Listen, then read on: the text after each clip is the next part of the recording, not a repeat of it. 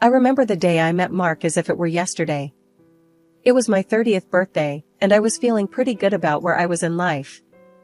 I worked as a project manager at a tech firm, a job I loved, not just for the work, but for the people I worked with. That day, however, brought someone new into the mix. I walked into the office, coffee in hand, and found everyone huddled around a tall, dark-haired guy by the water cooler. That was Mark, the new guy from marketing. I remember thinking he seemed a bit cocky, standing there with a smirk, telling some story that had everyone laughing. "Hey, Emily, meet Mark. He's joining us for the big project," my colleague, Sarah, said, waving me over. Mark turned and flashed me a grin that caught me off guard. "So, you're the birthday girl and the brains of this operation. Nice to meet you, Emily." I rolled my eyes, not quite sure what to make of him. Brains, yes. Birthday girl, unfortunately, yes. Let's hope you're more than just the charming guy by the water cooler. He laughed, and I couldn't help but smile. "Challenge accepted," he said. But for all our bickering, we made a great team. It wasn't long before our late-night work sessions turned into late-night chats about everything and nothing. Mark had a way of making me laugh, even when the stress was piling on. One evening, as we were wrapping up, he stopped and looked at me, a serious look on his face. "You know, Emily, I've worked at a lot of places, but there's something about this team, about you, that's different. It feels like home." I remember feeling my cheeks heat up, not sure what to say. "Well, this team is pretty special. And you're not too bad yourself, I guess." That was the start of it all. The late nights turned into dinners, and dinners turned into weekends spent together. Our colleagues weren't blind. Whispers and nudges followed us around, but we didn't care. We were in our little bubble, happy. Even Mr. Henderson, our stern, no-nonsense boss, seemed to soften when it came to us. I remember the day he called me into his office, a rare smile on his usually serious face. "Emily, I've seen a lot of office romances come and go. But you and Mark, there's something solid there. Just don't screw up the project, all right?" he said, half joking. I laughed, feeling a warmth in my heart. "Don't worry, Mr. Henderson, we've got the project and this," I said, a feeling of contentment settling in. And then came our wedding day. It was perfect, with our families, friends, and colleagues all there, sharing in our joy. Mr. Henderson's speech brought tears to my eyes, not just for his kind words, but for the look of pride on his face. 2 whole years had whizzed past since I, Emily, and Mark said our I-dos. Living in the house I grew up in, now ours, felt like we were building something special, something ours. Mark's touch turned the place from a house to a home. His care and affection were in the little things, the way he'd leave notes on the fridge, the surprise weekend getaways, or how he'd dance with me in the living room to no music at all. Mark's recent promotion at work was a big deal. He came home that day, his grin wide, holding a bottle of the fancy wine we'd been saving. "Guess who's the new sales director?" he beamed, popping the cork. I jumped into his arms, laughing. "I knew they'd see how amazing you are. We need to celebrate." As we clinked glasses, I couldn't help but feel proud. Mark was more than just a smooth talker, he had a knack for making people feel seen, heard. But sometimes, I wondered if I was still fully in that picture. Mark's parents, Ted and Martha, were a hoot, loud, loving, and in our business more than I'd admit. Every Sunday dinner turned into an inquisition about grandkids. "So, Emily, Mark, what's the hold-up? We're not getting any younger, and we need little feet running around." Martha would nudge, her eyes gleaming with expectation. Mark would just chuckle, throwing a glance my way. "Mom, Dad, we're just savoring the newlywed life. Aren't we, Em?" I'd force a smile, my mind racing back to the little hesitations, the slight stutters when we brushed on the topic alone. One chilly evening, the house was quiet, the kind of silence that begs for tough questions. I found Mark on the porch, his eyes fixed on the stars. "Mark, can we talk?" "About us, about kids," I said, my voice steadier than I felt. He didn't turn, just nodded slowly. "Sure, Em." What's on your mind? I hesitated, the words heavy on my tongue. Do you really see us starting a family? I mean, it's okay if you're not ready, but I need to know we're on the same page. Mark sighed, running a hand through his hair. I love you. You know that. And yeah, I want kids, but not yet. Work's crazy, and we've barely had time to be US. Let's just enjoy this, just a bit longer, okay? His words hung in the air, a mix of reassurance and something else, something like distance. I wanted to believe him, to dive into his embrace and forget my worries. But the way he wouldn't meet my eye, the way his voice wavered, it stuck with me. Dinners with Ted and Martha kept the question of grandkids on the table. Each time, Mark's answers felt more rehearsed, his smiles a bit strained. One Sunday, as Martha brought it up again, I watched Mark closely. You know, Mark, a little one would mean the world to your mom and dad. I prodded gently. Mark's fork paused midair. Yeah, I know, And it will happen, just, not right this second. There's plenty we gotta figure out first. Ted chimed in, his voice booming as always. Son, life's short. Don't keep putting off the good stuff for some perfect moment that might never come. Mark forced a laugh, but it didn't quite reach his eyes. I hear you, Dad. But trust me, it's all about timing. It was a crisp Tuesday morning when my world began to crumble. I'd been feeling off for a while, a nagging fatigue that no amount of sleep could fix. Mark noticed too, his furrowed brows telling me he was worried, even if he didn't say it out loud. You sure you're okay? You've been looking kinda pale, Mark said one morning as we shared a quiet breakfast. I tried to brush it off with a weak smile. Just a bit run down, I guess. Nothing a good day's rest won't fix. But the rest didn't help, and deep down, I knew something wasn't right. The day I finally decided to see the doctor, I could feel Mark's tension, his usually steady hands fumbling with the car keys. The clinic was cold and sterile, a stark contrast to the warmth of our home. Sitting there, waiting for test results, every second felt like an eternity. When the doctor finally called us in, his face was somber, his words a heavy blow. Emily, the tests have come back, and I'm afraid it's leukemia. The room spun. Leukemia? How could that be? I looked at Mark, expecting him to be my rock, but instead, I saw him stagger, his face the color of the whitewashed walls. Doc, there's gotta be some mistake. Em's strong, she's healthy. This can't be right. Mark stammered, his voice barely a whisper. The doctor's eyes were kind but firm. I'm truly sorry. But we need to start treatment immediately. Time is crucial here. The ride home was silent, the air thick with unsaid fears and unshed tears. Mark was there, but his presence felt distant, like he was retreating into a shell I couldn't penetrate. The following weeks were a blur of hospital rooms, for drips, and the constant beeping of machines. I was fighting the biggest battle of my life, but it felt like I was fighting it alone. Mark's visits became sporadic, his excuses flimsy. Work slammed, You know how it is. But I'm here for you, always. He'd say, his gaze drifting to the clock more often than my eyes. I wanted to scream, to shake him and wake him up to our reality. But the fight was draining me, leaving me too tired for anger, too weak for confrontation. One evening, as I lay in the hospital bed, my body weary, my heart heavy, I caught a glimpse of the Mark I used to know. He sat by my side, holding my hand like he used to, but even his touch felt different. Talk to me. What's going on in that head of yours? He asked, his voice low. I looked into his eyes, searching for the man I married. I need you, Mark. Not just the version of you that shows up and nods along.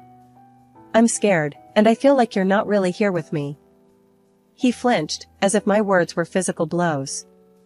I am here, It's just, this place, the sickness, it's a lot to handle. But I'm not going anywhere, okay? His words were meant to comfort, but they felt hollow, rehearsed. The distance between us was growing, the connection we once had fraying at the edges. The hospital room, with its constant beeps and the sterile smell, became my new normal. But that day, something was off. It wasn't the usual unease of being sick, it was something deeper, a gut feeling that something was about to shatter my already fragile world. I was half dozing when I heard the door creak. Mark slipped in, his footsteps hesitant. I kept my eyes closed, feigning sleep, a part of me not ready to face another hollow conversation. But then I heard it, the soft buzz of his phone. His voice, usually so warm towards me, was different now, hushed and laced with excitement. "No, baby, she's asleep. I can talk," he whispered, and my heart froze. "Baby?" He never called me that. My breath hitched, and every fiber of my being screamed to confront him, but I forced myself to stay still, to listen. "Yeah, it's tough, but what can I do? Just waiting for this whole mess to be over," he continued, and I felt a sting in my chest. This whole mess? Was that what our life, our love, had been reduced to? I heard a soft laugh from him, one that used to be reserved for our inside jokes. "Oh, the inheritance? Yeah, it's all sorted. The house, the savings, it'll all be mine soon enough. Just gotta play the part a bit longer." Tears welled up in my eyes. The man I loved, the man I trusted with every piece of me, was plotting his future on my demise. I was nothing more than an obstacle in his path, a mess to clean up. The pain of the betrayal was sharper than any needle, any treatment I had endured. "But babe, let's not talk about that now. Tell me what you're wearing," he murmured, and that's when I felt it, the rage, burning through the fog of medication and despair. I wanted to leap up, to scream, to make him see the monster he had become. But my body was weak, my voice a mere shadow of its former self.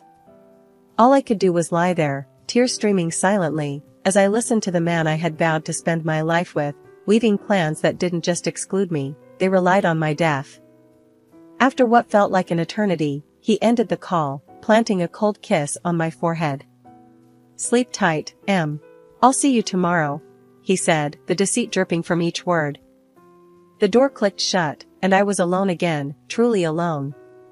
The room felt colder, the walls closing in. I was stuck in a nightmare, and the one person who was supposed to be my partner, my protector, was the one holding the knife to my heart. The morning after that chilling discovery, I knew I had to act fast. My first call was to Mike, my lawyer, who'd always been more of a family friend than just a suit with a briefcase. "Mike, it's Emily. I need you here, pronto. We gotta change my will," I said, my voice firm, leaving no room for questions. He didn't hesitate.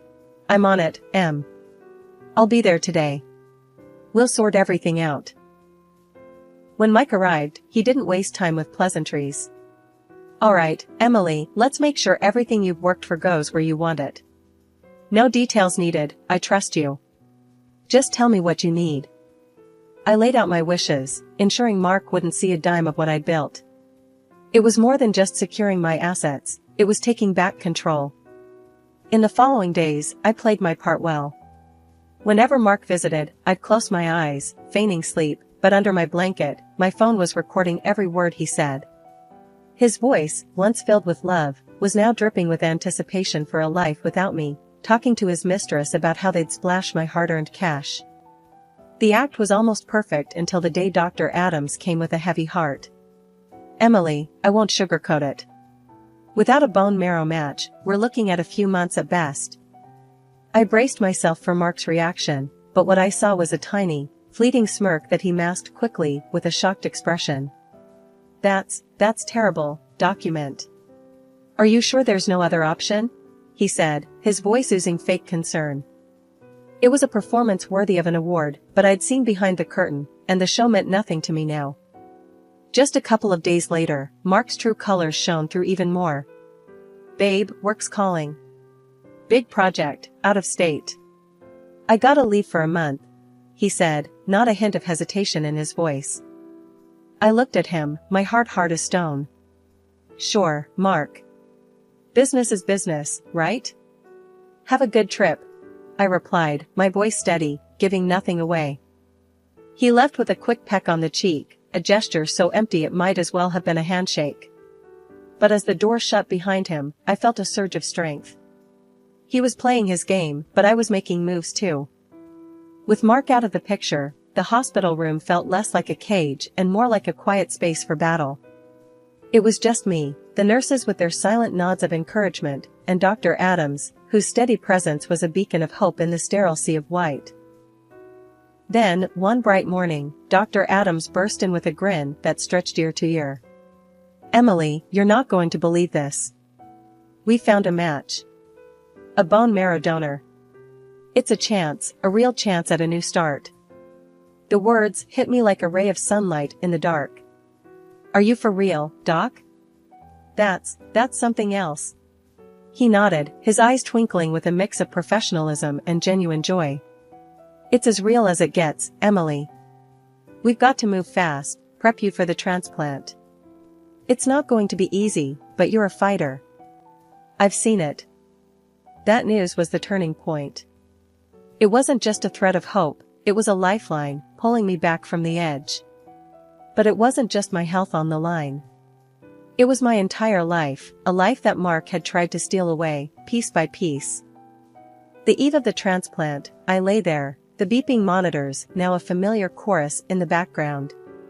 The road ahead was scary, sure, but each step felt like a step away from Mark's shadow, towards a life that was truly mine.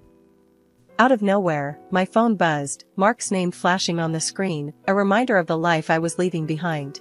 "Hey, Em. How's it going? Just wanted to check in." His voice, once a source of comfort, now felt like a distant echo. "Just the usual, Mark. Battling on while you're off playing businessman," I replied, my voice sharp, leaving no room for his fake sympathy. There was a pause, a crack in his polished facade. I'm doing this for us, for our future. Just hang tight, okay?" I almost snorted. "Sure, Mark. You do what you have to. I'm doing what I need to do here." The call was short, his words empty. But I was no longer the Emily he thought he knew. I was stronger, ready to face the battle head-on. The day of the transplant dawned, a mix of anxiety and determination. The nurses were my quiet army, their words of encouragement my shield against the fear. "You're the bravest person we know, Emily. You've got this," they said, their hands firm and reassuring. I nodded, feeling a newfound resolve. "Thanks. I'm not just fighting for my life anymore. I'm fighting for the life I deserve." As the meds kicked in, drawing me into darkness, my last thought was clear. I was turning the page, stepping into a future where I was not just a survivor, but a conqueror. The operation was a blur of lights and distant voices, but when I woke up, the world seemed different. The air felt lighter, my breath easier. Dr. Adams's smile said it all before his words did. "Emily, it's a success. You're on the mend." The news was a quiet victory, a moment so profound yet so personal. I chose to keep it close, a secret not ready to be shared. Not with Mark, not with his parents, not with anyone. This journey was mine, each step a testament to my will to survive, to thrive. The hospital room was silent, the air thick with the weight of unspoken words and hidden truths. It had been a month since Mark left for his so-called business trip, a month of solitude, of healing, and of planning. When he finally returned, there was no rush to my bedside, no urgency in his step. That's when I knew it was time to play my final card.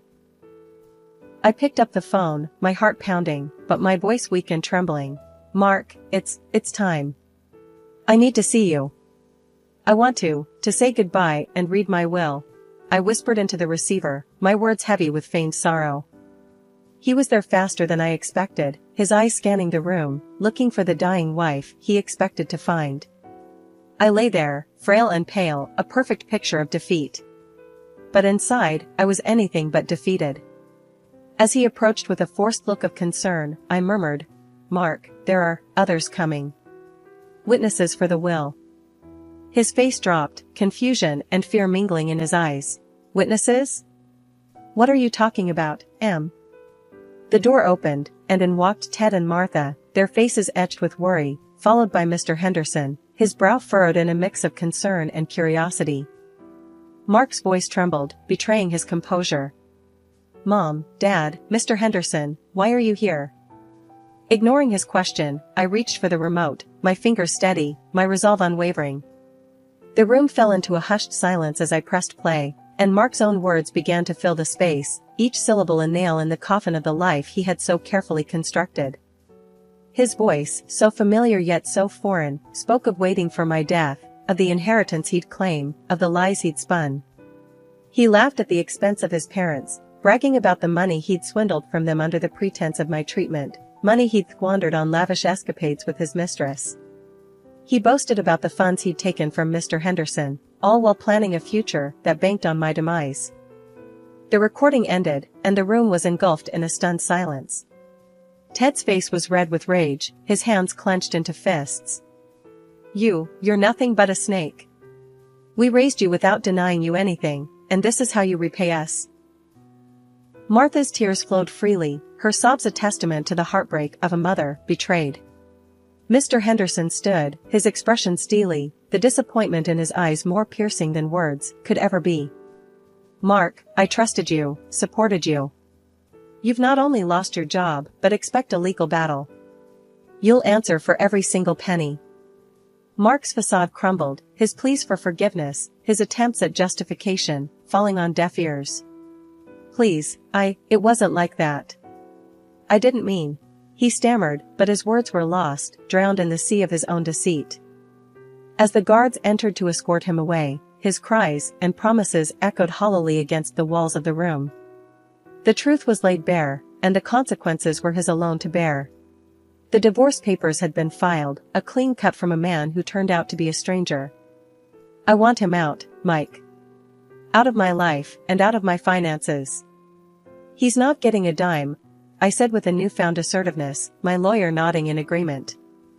"He won't, Emily. I'll make sure of that. We'll hit him with everything we've got." "Treason doesn't pay," Mike assured me, his words a solid promise. Ted and Martha, once in-laws now turned allies, had made their stance clear. "He's no son of ours, not anymore. We raised a boy, but somewhere along the way, he turned into a monster." Ted's voice was stern, a mixture of anger and disappointment. Martha, her eyes still tinged with the hurt of betrayal, added, "We're with you, Emily. All the way. He fooled us all, but no more. Your family, and we protect our own." Mr. Henderson, my ever-supportive boss, was a pillar of strength. "Emily, the moment you're ready, your job's waiting. And as for Mark, consider him gone. The company's already pressing charges for fraud.